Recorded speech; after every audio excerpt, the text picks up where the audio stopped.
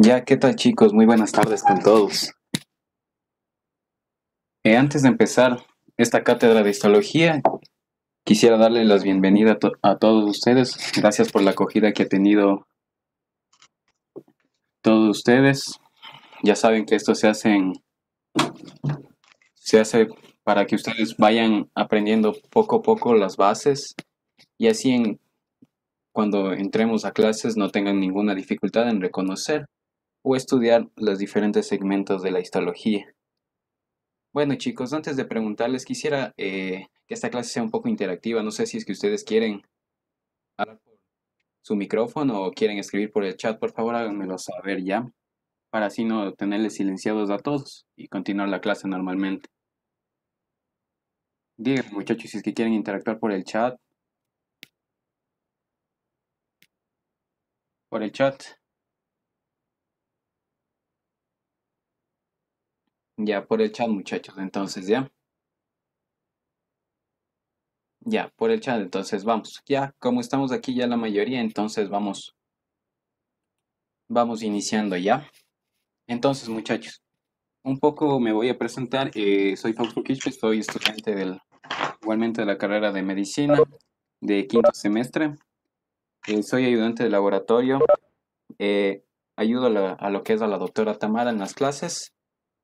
Y como ven, ya tengo un poco de experiencia, he venido dando 2 semestres clases de todo esto. Y más o menos sé lo que el estudiante, y no sabe de esta cátedra, sé más o menos lo que necesita y lo que más o menos le dificulta en todo en toda la cátedra de histología. Lo que me interesa que aprendan de todo esto es que aprendan un poco más a reconocer las placas, porque en sí las placas son las que varían bastante en lo que es en el laboratorio, ya que en eso algunos creo que han de tener bastante miedo a lo que es el reconocimiento de placas, porque no saben cómo analizarlo o cómo asimilarlo para que ustedes vean en el microscopio.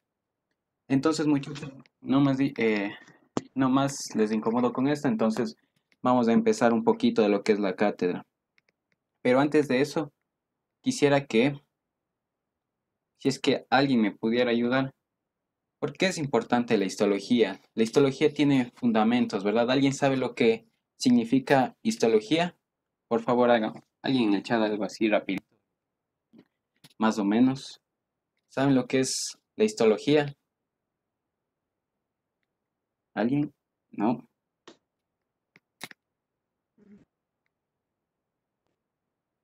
Exacto, el estudio de los tejidos, ¿verdad? Pero ¿qué es lo que más nos importa en esto? Que todo esto o sea, nos referimos a lo que es un análisis de toda la composición, exacto, microscópica de todas estas estructuras, ¿verdad? Lo cual se aplica a funciones de cada uno de estos. Pero qué es lo que quiero que más sepan? Que todo esto es un mundo microscópico, ¿verdad? Que nos ayuda a estudiar las características propias de cada órgano.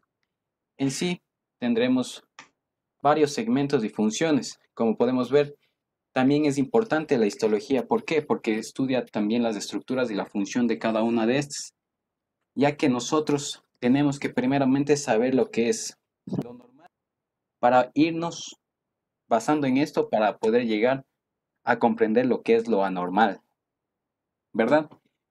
¿Y qué ciencias estudian esto? Como la patología. Vamos partiendo de lo normal a lo normal. Sabiendo las bases, nosotros podemos relacionar y ser mejores en el ámbito. Como dije, la patología, ¿verdad? Ahora, empecemos un poquito lo que es el sistema digestivo, ¿verdad? Lo que nos corresponde eh, a todos los temas de la cátedra. Ahora, vamos de poco en poco. El sistema digestivo en sí, ¿cómo está estructurado? El sistema digestivo está estructurado por lo que son por lo que es el tracto digestivo o tubo digestivo, como también glándulas anexas. Principalmente lo que es el tracto digestivo, como sabemos, se extiende desde los labios hasta el ano. Sus funciones principales. Las funciones principales de estas es transportar, también la digestión de nutrientes, ¿verdad? Y la absorción como también su correspondiente eliminación de alimentos no digeribles y no absorbibles, que son eliminados como heces, ¿verdad? Junto con todo lo que es el material que se encuentra en el intestino, como moco, bacterias y células descamadas. Ahora, un poquito más, el tracto digestivo, como les había dicho, se divide en estructuras primarias y secundarias. O sea, las principales de estas serían la boca, la faringe, el esófago y el intestino, ¿verdad? Vamos a tener que también las glándulas anexas, eh, por ende, tenemos tres grandes pares. De estas tenemos la sublingual, la glándula submandibular y la glándula parótida. Pero ojo, ubicadas fuera de lo que es el tracto digestivo, ¿verdad? Pero se originaron a partir de un revestimiento epitelial similares a estos, por lo cual cada uno de estos, se conectan por conductos excretorios, o sea, secretan su material hacia el tracto digestivo y van a comprender y van a formar los siguientes elementos, ¿verdad? Entonces tenemos el otro, que serían las glándulas las más grandes, que están relacionadas con lo que es el intestino.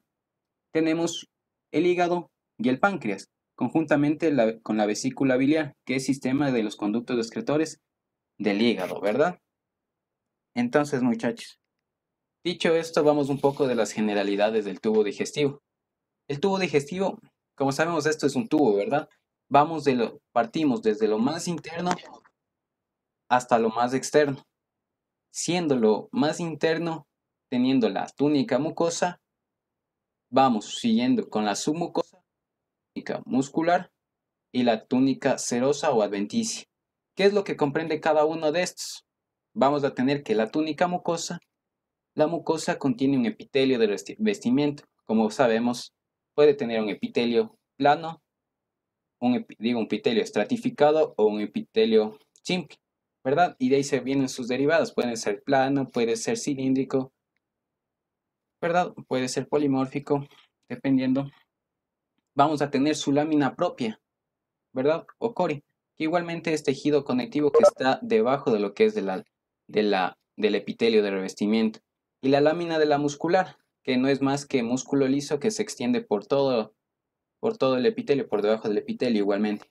Todo esto contiene lo que es la mucosa. También otra cosa que me gustaría recalcar en esto es que ustedes a veces saben confundir, no saben cuál es la lámina muscular, no le dicen completo, a veces también se le denomina mucosae, correspondiente a lo que es la túnica mucosa. Vamos con otra, la túnica submucosa. ¿Qué es lo que contiene la túnica submucosa? Va a contener tejido conectivo, ¿verdad?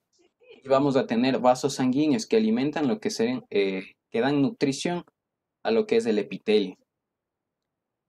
Siguiendo con esto vamos a tener la túnica muscular. La túnica muscular es igualmente, es un grueso estrato de músculo liso. Pero ¿qué es lo que va a hacer esto? O sea, todo esto rodea lo que es casi todo el tubo digestivo, salvo en ciertas partes como sería la boca, la faringe y el esófago, en donde en cambio se cambia por un tejido muscular esquelético estriado. Ojo, la mayoría de las partes es tejido muscular liso. Ojo con eso, muchachos.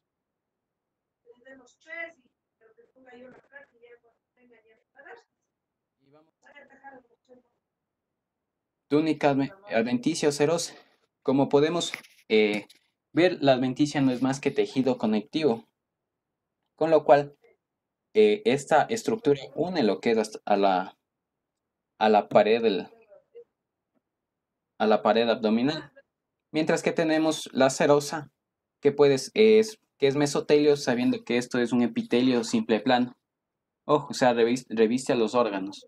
Ojo con esto, muchachos, porque vamos a ir cambiando, van a ir, cada diferente órgano va a estar diferente, va a tener diferente una túnica adventicia o serosa respectivamente. Entonces, muchachos, vamos con un poquito ya entrando a lo que es el órgano principal que nos interesa. La lengua. Primero lo definimos. ¿Qué es? La lengua es un órgano muscular. Un órgano muscular sirve como función para la deglución, la masticación la articulación de los sonidos y el gusto. Este sentido del gusto va a estar localizado por todo lo que es en la lengua, principalmente en su parte posterior. Pero, ¿qué es lo que más me interesa de esto? Que sepan de la lengua. La lengua eh, va a contener la, va a contener lo que es una parte principal de lo que es una parte móvil, ¿verdad? Que sería el cuerpo de la lengua, todo este segmento, y otra porción que sería una porción fija, que sería la raíz de la lengua.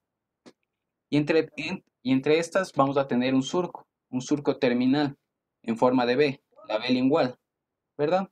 Que se encuentra aquí. Y vamos a tener otras cosas, que serían las papilas linguales, que se encuentran por toda la extensión de la superficie lingual, de toda la lengua, ¿verdad? Son estas papilas linguales. Las papilas linguales no son más que núcleo de tejido conectivo revestido por un epitelio estratificado plano. Ya vamos yendo poquito a poquito, ya les voy a ir mostrando cómo se ven histológicamente cada uno de estos para que vayan asimilando lo que es. Pero primero un poquito de teoría.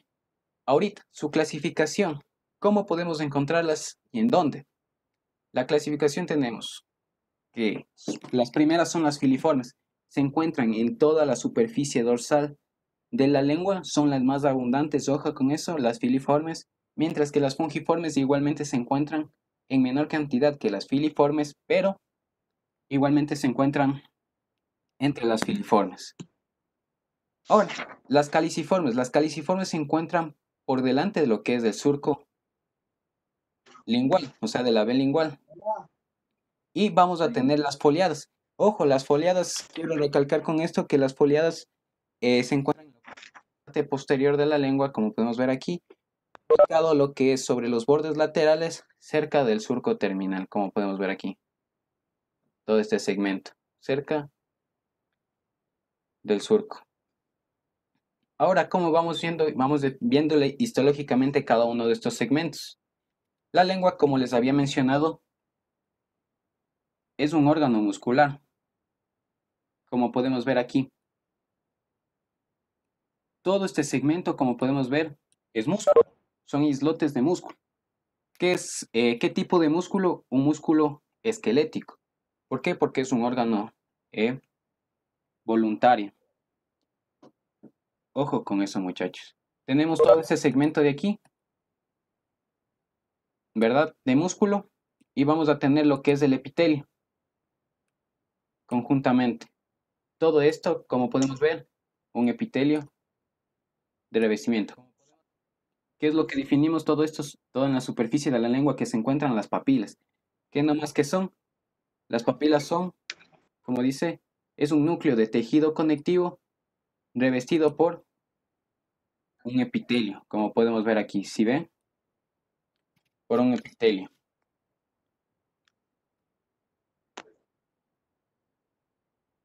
Exacto. Más adelante ya les voy a explicar todo eso. Cada una de estas papilas contiene también lo que son alrededor de 250 corpúsculos gustativos, a excepción de lo que son las filiformes, pero ya les voy a explicar un poco más adelante. Vamos viéndole un poco la parte histológica mientras, ¿verdad? Entonces, como definimos la lengua, es un órgano muscular, ¿verdad? Que ya podemos ver ahí. Ahora, las papilas filiformes. Las papilas filiformes son las más abundantes, como ya habíamos dicho. Se encuentran en toda la superficie de la lengua, las más abundantes. Y como dice su nombre, filiformes, forma de filo, tienen una forma de punta, ¿verdad? ¿Verdad? Vamos a tener las siguientes, las papilas fungiformes. Como le dicen que son en forma de hongo, estos van a tener lo que es una base estrecha y una superficie un poco más angostita, ¿verdad? Como podemos ver aquí. En forma de honguito. Tienen una superficie más angosta. Mientras que las papilas caliciformes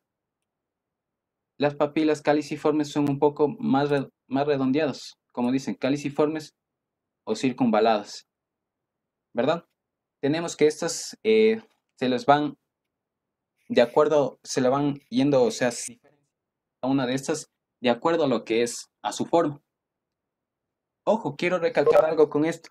Aquí que les había mencionado los cuatro, solo tenemos tres tipos de placas en el laboratorio, que serían las filiformes, las, como podemos ver, las filiformes, las fungiformes y las caliciformes. Estos tres tipos tenemos en lo que es en el laboratorio. Las foliadas tienen casi el mismo, eh, lo que sería su tipo de organización, igual que las fungiformes, pero no quiero confundirlas. Las foliadas se verían así más o menos, pero no quiero que se confundan. Las foliadas no tenemos en lo que es en las placas de laboratorio. Pero ¿qué es lo que quiero que sepan de las foliadas? Como les había mencionado, se encuentran estas mayormente en la niñez, en su parte posterior, ya que en el adulto ya casi hay pocas. Estas son un poco más alargaditas, casi similares a las fungiformes, pero las fungiformes, como les había mencionado, tienen una base más estrecha, mientras que en la superficie es un poco más abiertita. Eso, muchachos. Y entonces, para ir repasando, vamos a tener lo que son los tres tipos de papilas. Como podemos ver aquí, las papilas filiformes en forma de punta. Las papilas fungiformes, una especie de honguito. Mientras que tenemos las papilas caliciformes en una especie de lo que es una forma circular. Ojo, solo estas tres existen en el laboratorio. Y como les había mencionado, cada una de estas contiene lo que es corpúsculos gustativos, ¿verdad? Alrededor de lo que es 200 corpúsculos cada papil. Eso no lo podemos ver histológicamente. Pero en donde encontramos todas, o sea, en todas las papilas, salvo en las filiformes. O sea que aquí no encontramos lo que es corpúsculos gustativos, ¿verdad? Ya, muchachos. Vamos un poco pasando lo que es, viendo lo que ya serían las glándulas salivales en sí. Las glándulas salivales en sí, lo que encontramos, vamos a encontrar glándulas salivales pequeñas y glándulas salivales grandes. Ojo, antes de pasar, lo que les expliqué de los corpúsculos, si está bien entendido, alguna duda, alguna pregunta, no tienen ninguna duda. Eh, no tienen nada para seguir pasando, muchachos. No. Bueno, muchachos, entonces, teniendo en cuenta de eso, antes de mencionar, irán poniendo un poquito de atención a lo que les estoy diciendo ya. Al último vamos a tener un pequeño repasito de lo que es esto, una pequeña pruebita así para ver qué tanto aprendieron de esta clase ya. Entonces, continuemos, muchachos. Tenemos las glándulas salivales. Como les había mencionado, las glándulas se dividen en glándulas salivales pequeñas y glándulas salivales grandes. Las glándulas salivales pequeñas, estas están ubicadas en la mucosa o submucosa de todo lo que es la cavidad bucal, tanto en los labios, en las mejillas,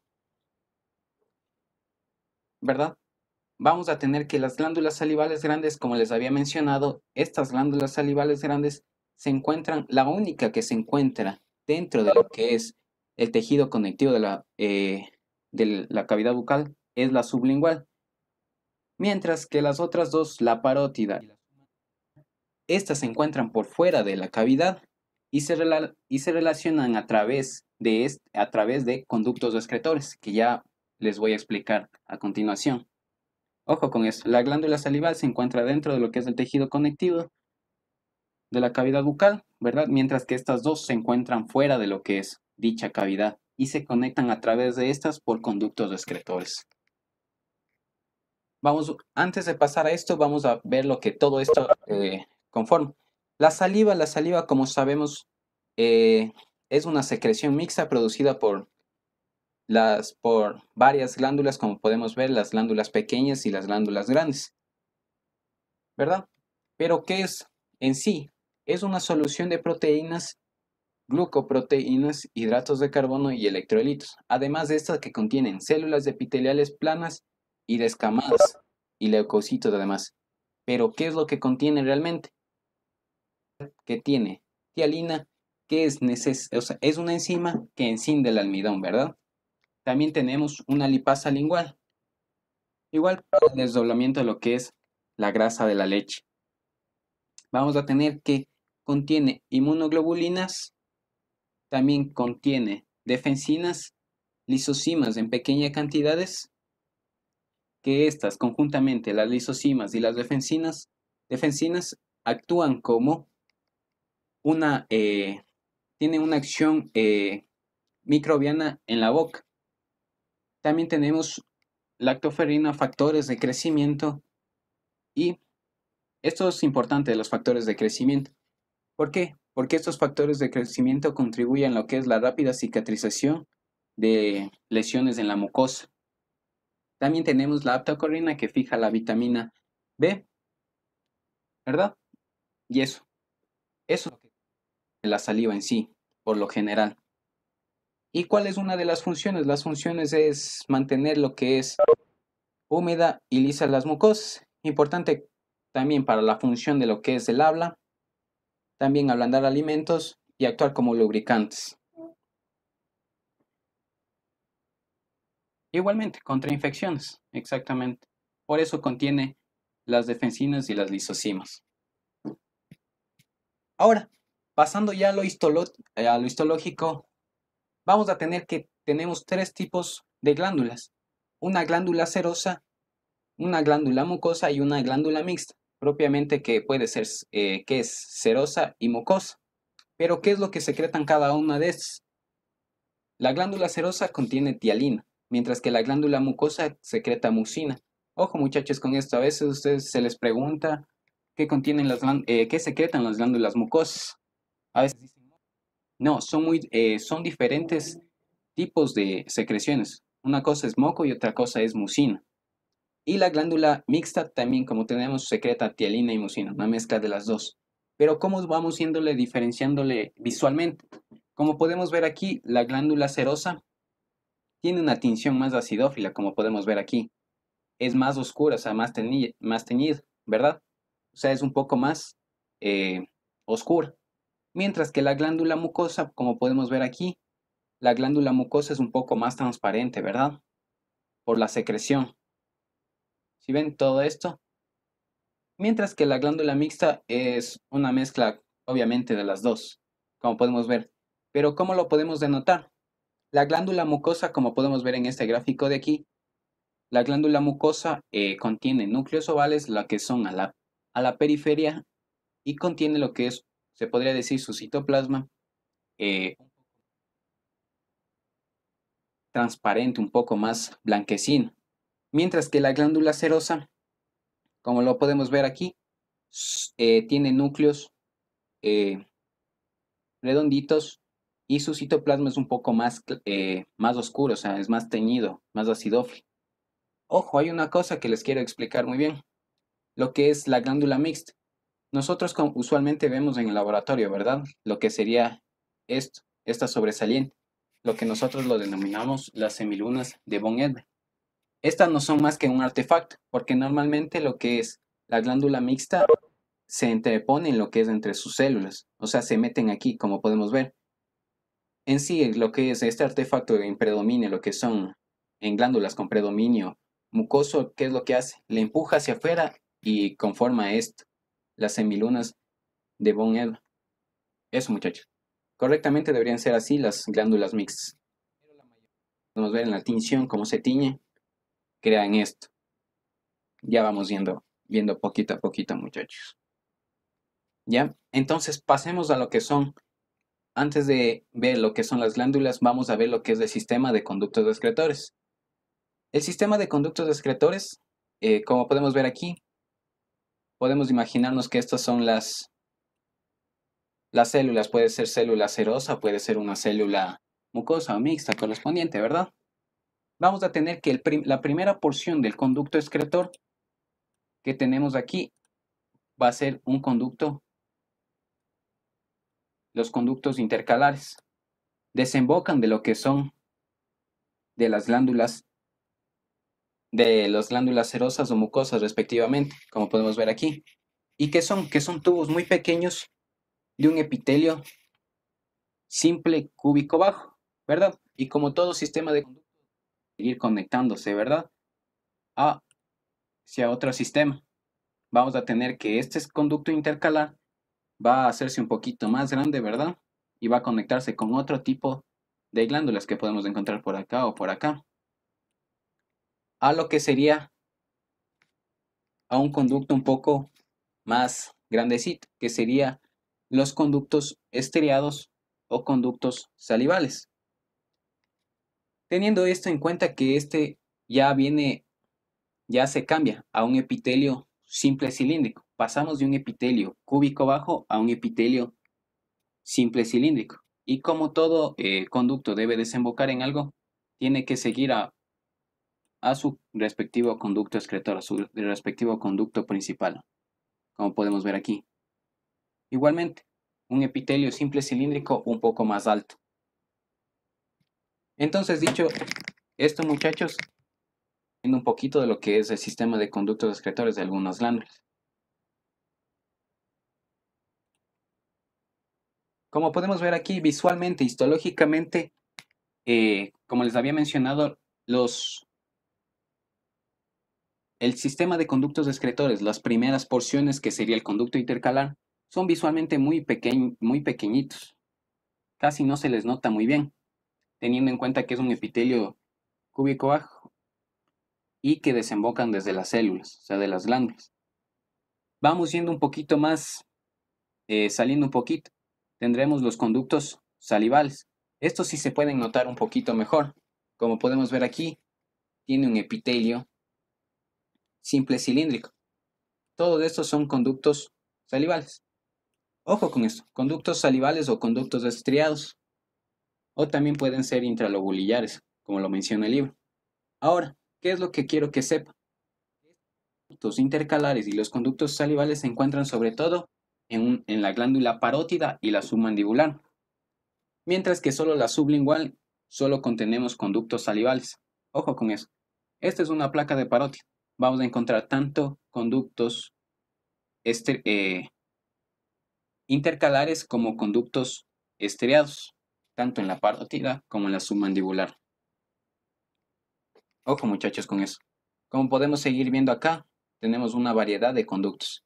Ya más adelante, viendo más un poquito más de placas, les voy a ir viendo algunas pautas, cómo pueden ir identificando, cómo pueden ir diferenciando cada uno de estos órganos, sabiendo que esta es una glándula serosa y tenemos un montón de placas de glándulas serosas. Ojo. Entonces, vamos con la primera placa, analizándola y viéndola. La glándula parótida. La glándula parótida en sí es una glándula tubulocinosa. Tiene una predominancia mayor serosa, o sea, es serosa pura. Como podemos ver aquí, como les había mencionado en la descripción inicial, que son glándulas que se tiñen intensamente, bien acidófilas, o sea, tienen una tinción violeta. Como podemos ver, su conducto principal es la de Stennon y en donde desemboca, desemboca en el vestíbulo de la boca. Pero ¿qué es lo que quiero qué es lo más que me interesa en esto? Como sabemos, cada uno de estos glándulas está revestido por lo que es una cápsula de tejido conectivo, ¿verdad? Y esta cápsula, ¿verdad? Les voy a dibujar así, ¿verdad?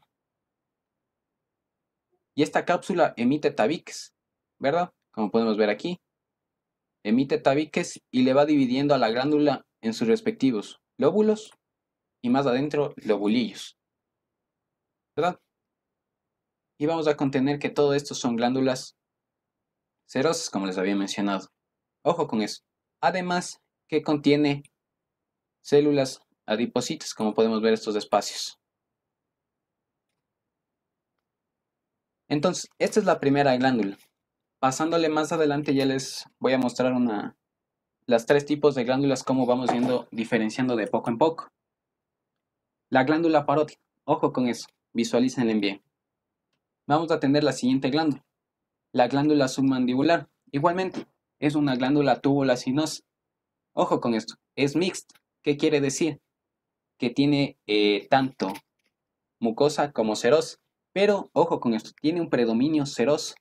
Eso quiere decir que es cero mucoso. Como podemos ver aquí, aparecen lo que son tanto glándulas mucosas como glándulas serosas. Además de lo que les había mencionado, también pueden asomar lo que son las semilunas de von Never, como podemos ver aquí. Si ven, una glándula serosa y como podemos ver aquí, está como que se fue a la periferia y forma este tipo de semiluna en la glándula. Igualmente, su conducto principal es la de Wharton. ¿Y en dónde desemboca? Desemboca en lo que es en la carúncula sublingual.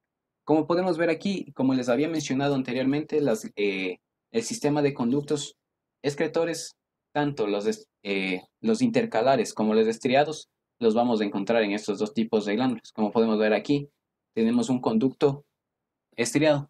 Como les dije, estas se las pueden notar, o sea, tienen un epitelio simple cilíndrico, como podemos ver aquí, mientras que los conductos intercalares son más pequeñitos, casi no se les puede ver visualmente. Viéndole un poquito más, o sea, un poco más grande lo que es el microscopio, el lente, los podríamos ver, como podría ser este de acá,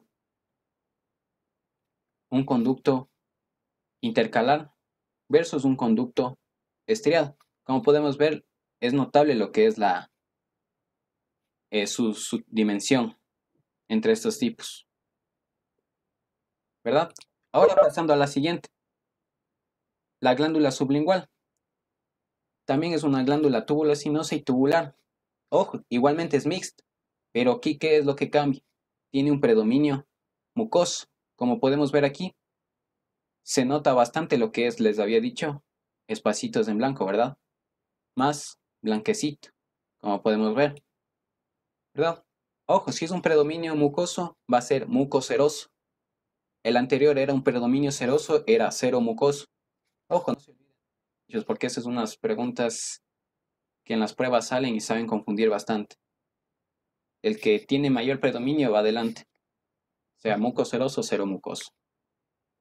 ¿Qué es lo que tiene la glándula sublingual igualmente? Tiene de 10 a 12 conductos excretores, que serían los de Rubinus, mientras que su conducto principal es la de Bartolín. ¿Y en dónde desemboca? En la carúncula sublingual. ¿Ya? Pero ahora vamos a ir viéndole de poco en poco cómo se visualizan los tres tipos. Como les había indicado, la glándula parótida tiene una tinción, ¿sí ven? Más oscura, más violeta. A diferencia de lo que es la submaxilar.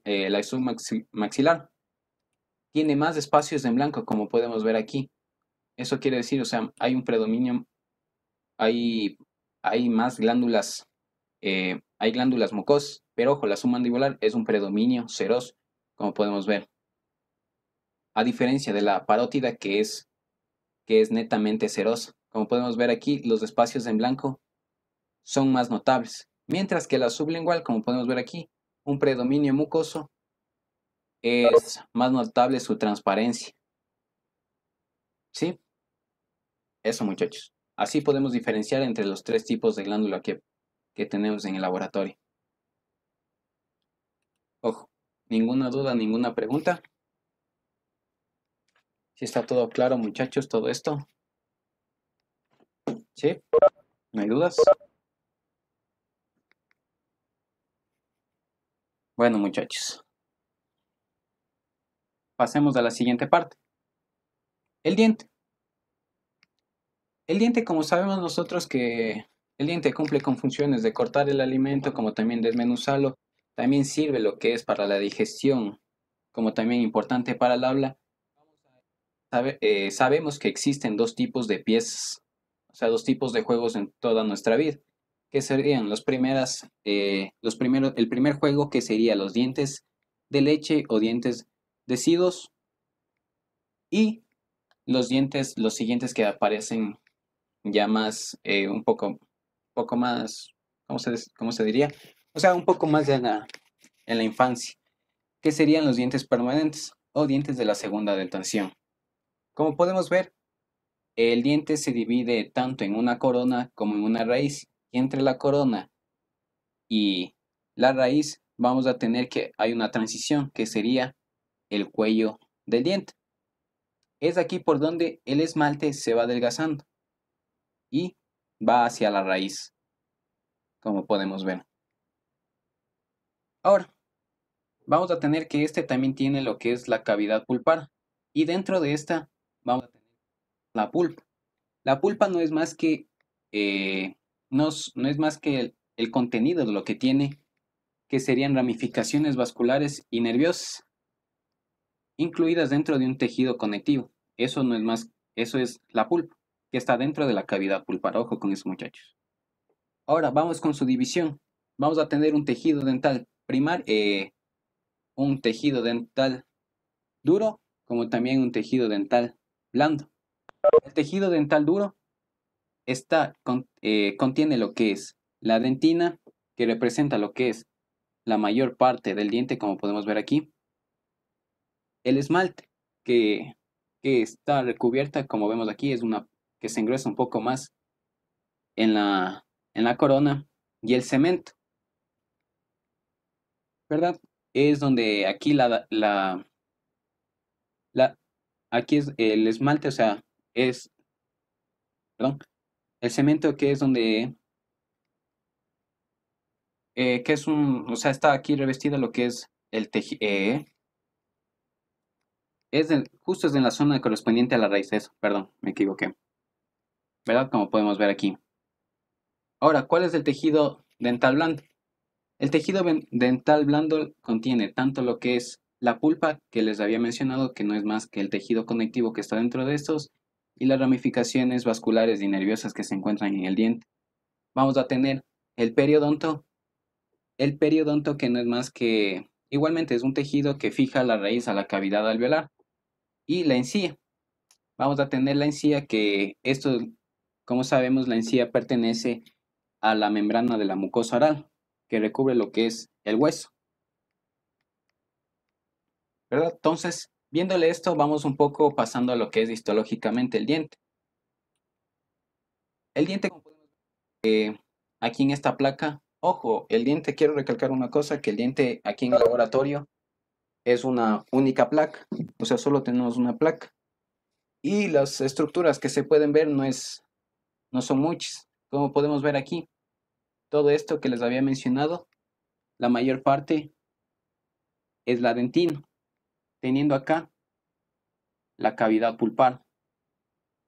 Y tenemos un pequeño segmento de lo que es el esmalte, que se dirige a lo que es a la corona, en la parte en donde se engruesa el esmalte, como podemos ver, ¿verdad? Pero ¿qué es lo que quiero del diente?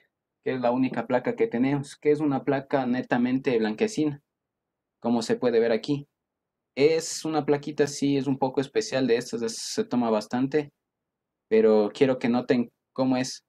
Esta es una placa, mientras que tenemos la otra, la misma, pero tomada desde otro microscopio. Como podemos ver aquí, igualmente tenemos la cavidad pulpar y todos estos segmentos corresponde a lo que son la dentina. Ojo, eso es lo que quiero que sepan, que la placa de diente no es más que una placa transparente grandecita. Estas son las únicas imágenes que pude rescatar.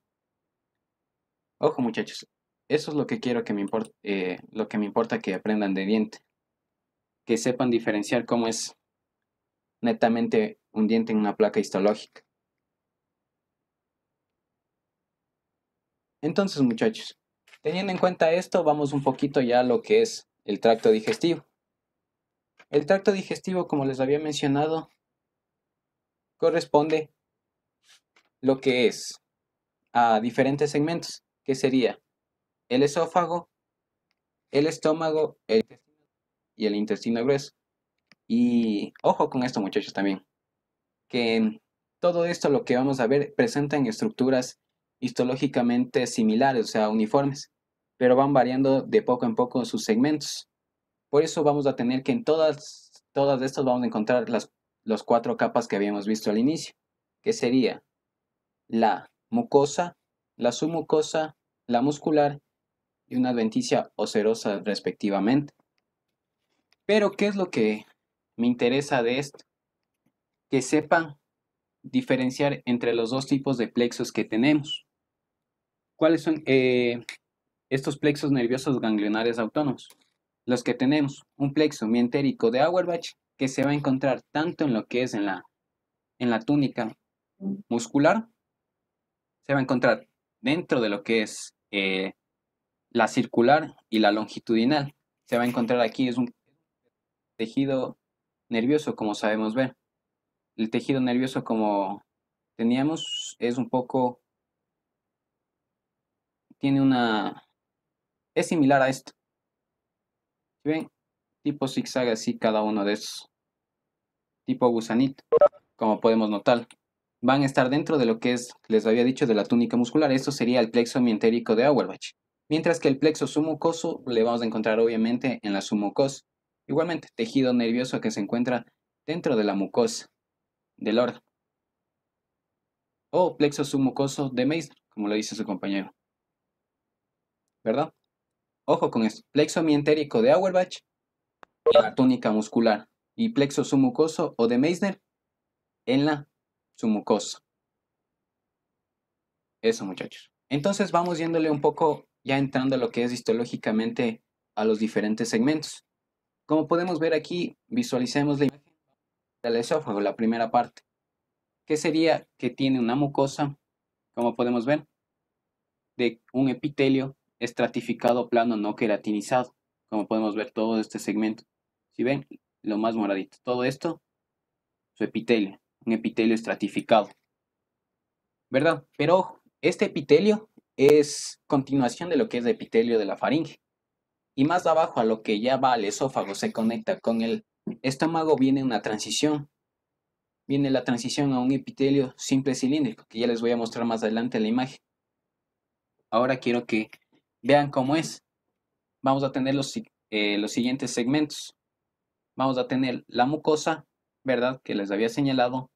Vamos a tener la submucosa y vamos a tener lo que es la túnica muscular. La túnica muscular, como les había mencionado, una circular interna, longitudinal externa, como podemos ver aquí.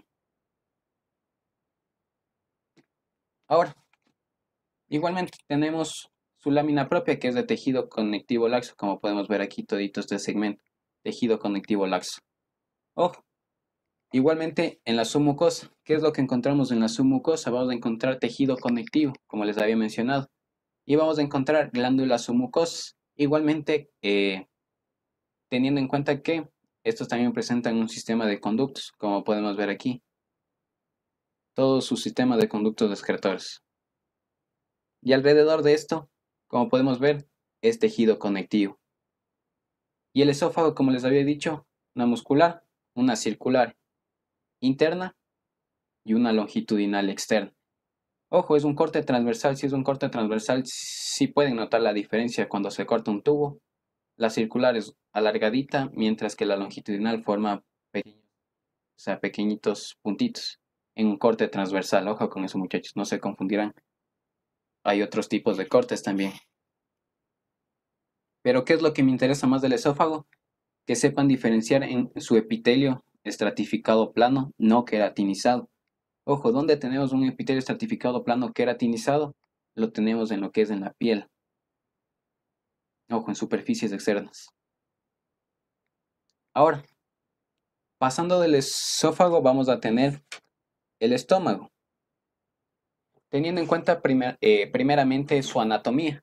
El estómago tiene 4 porciones, que sería el cardias, el fondo, el cuerpo y la porción pilórica. Conjuntamente, como sabemos, la transición de esófago a cardias, como les había mencionado. Déjenme verle. Ya, más adelante están. Y vamos a tener que en la porción pilórica del estómago hacia el duodeno,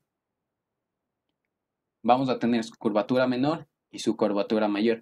Ojo muchachos, esta imagen deben tenerle claro porque en embriología también más adelante, cuando reciben lo que es formación del estómago, deben saber cuándo da sus giros, cuándo se entremete y todo eso, porque es importante también en la embriología. Ojo con eso muchachos. Saber cómo está compuesto el estómago. Y vamos a tener que el estómago contiene glándulas tubulares simples. ¿Y cómo está compuesto? Va a tener en diferentes segmentos, como les había mencionado, vamos a tener glándulas corpofúndicas que van a ser mayoritariamente en el cuerpo y en el fundus o el fondo, glándulas pilóricas, que sería en la porción pilórica, y glándulas cardiales en la porción del cardias. Aquí podemos ver la estructura que les había mencionado, una transición. Como podemos ver de aquí para acá, tenemos una estructura, un epitelio estratificado plano, no queratinizado, correspondiente ¿a qué? Al esófago, ¿verdad? Mientras que de aquí para acá, como podemos ver aquí, ya viene una estructura más glandular, o sea, más tubular, como podremos ver aquí, correspondiente a lo que es el estómago. Ya empieza a tener lo que es un epitelio simple cilíndrico. Ojo, esta es una placa bastante interesante de lo que se tiene en el laboratorio, la transición entre esófago y estómago, muchachos. Ahora, vamos con el estómago. En sí, vamos a tener que todo este segmento que vemos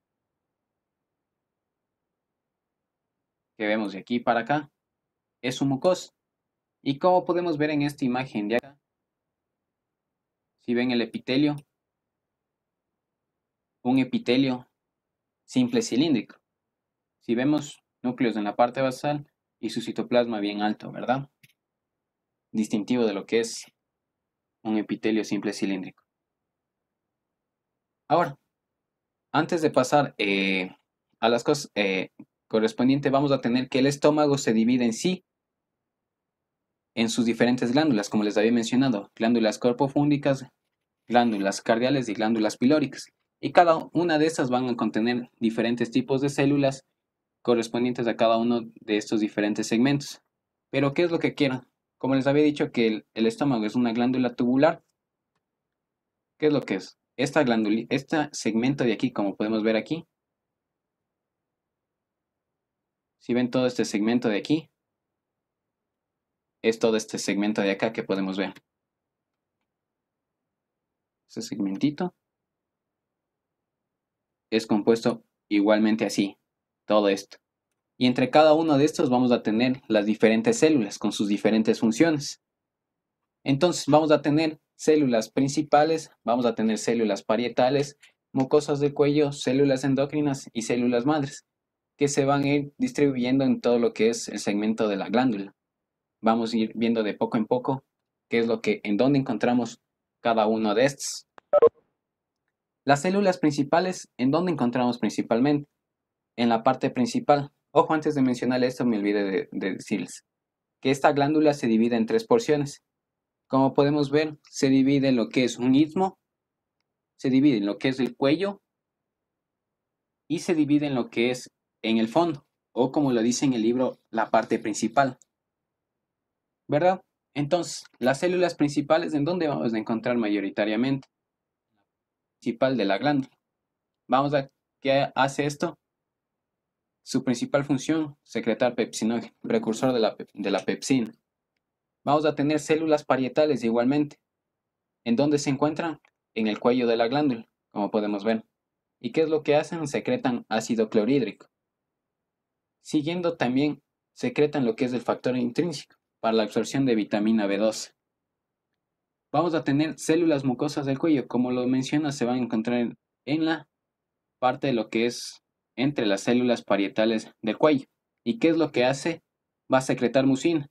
¿Qué es lo que va a hacer? Va a proteger de la degradación del ácido clorhídrico que secretan las células parietales a las células madres. En sí protege de la degradación a las células madres. Vamos a tener que las células madres son células indiferenciadas, ¿verdad? Que se van a encontrar mayoritariamente en el istmo y van a tener la de dividirse y conformar cualquiera de estos tipos de células, o sea, formar cualquier tipo de esas células. Y vamos a tener células enteroendocrinas. Las células enteroendocrinas, también denominadas solitarias, se encuentran en todo lo que es segmento de la glándula y vamos a tener que son productoras de hormonas, van a producir células, van a tener células productoras de gastrina o células G, células productoras de somatostatina o células D y células SL, símil enterocromafines, ¿verdad? O sea, todo eso contiene una glándula. ¿Y cómo vamos viéndole de poco en poco? Vamos a ir viéndolo histológicamente. Vamos a tener que las glándulas cardiales, como les había mencionado, se van a encontrar mayormente en lo que es en la porción del cardias. ¿Y qué mejor placa que en la transición entre el esófago y el estómago? Todos estos serían glándulas cardiales, como podemos ver en el cardias. Vamos a tener glándulas pilóricas, como podemos ver aquí. Pero ¿qué es lo que le hace la diferencia entre este tipo de glándulas hacia el otro tipo de glándulas pilóricas? Es la cantidad. Como vemos aquí ya empieza a aparecer estructura glandular, ¿verdad? O sea, es la apenitis.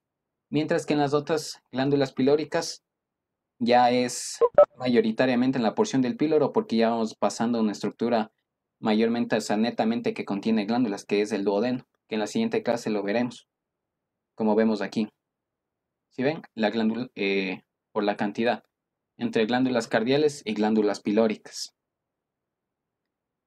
¿Verdad, muchachos? Eso sí. Y para ir terminando esta clasecita, vamos a ir diferenciándole un poquito de lo que son las células que encontramos. Como les había dicho, las células principales y las parietales. Ojo, estos dos tipos son los que más me interesan, porque estas son las que más se ven. Las células principales, les había dicho que son mayoritariamente en la parte principal, ¿verdad? Como podemos ver, son las más abundantes. Pero cómo lo vamos a ir diferenciando? No son más que estos que van formando caminitos. Son las más teñidas, como podemos ver aquí. ¿Sí ven? Solo tienen un nucleocito, ¿verdad? Todas estas. ¿Sí ven? Van formando un caminito. Mientras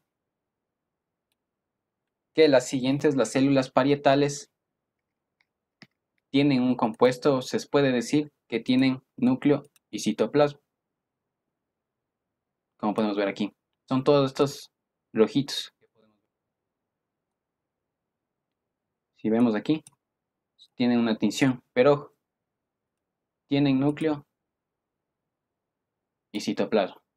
Ojo con eso. A diferencia de las principales, que solo son nuclecitos que van formando caminito saliendo de la parte principal de la glándula.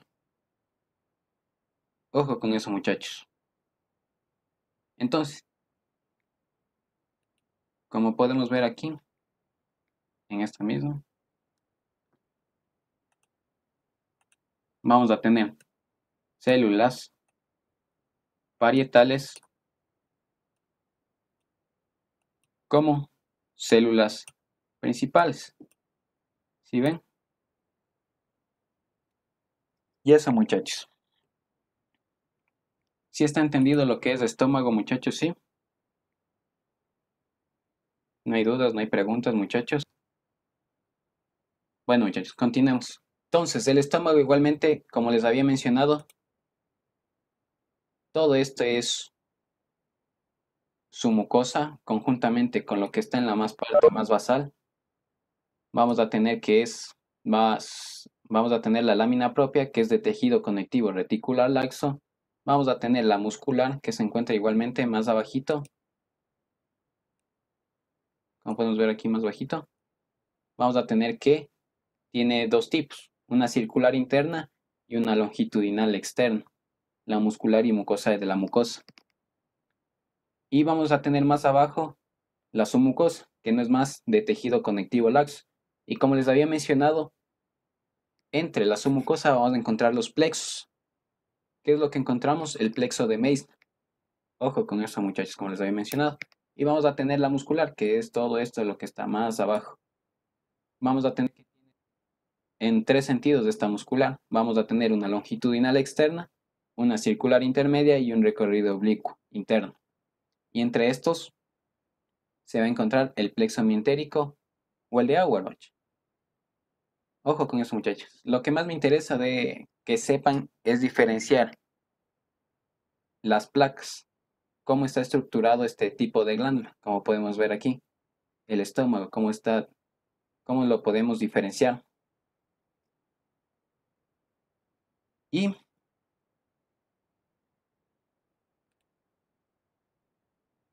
y eso es todo, muchachos. No sé si tienen alguna duda, alguna pregunta, algo que, algo que se les haya pasado por alto, algo, muchachos. No quiero meterles tantas placas hoy en día porque hoy es la primera clasecita y es lo más básico para que vayan ir diferenciando de poco en poco. ¿Una duda, alguna pregunta?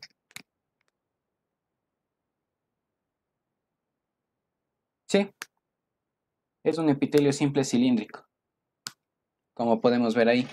Por la mayoría de las glándulas secretan lo que podemos ver, secretan las diferentes células para la protección, o sea, secretar el moco protege todo lo que es el estómago del ácido clorhídrico y todo eso de lo que secreta. Aquí podemos ver la lámina.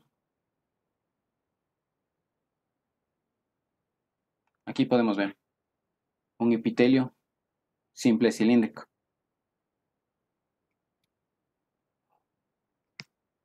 Y eso, muchachos. Y quiero que me ayuden con una cosita, muchachos.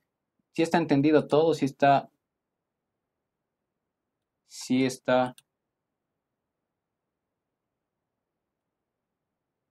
entendieron, es una pequeña clase introductoria.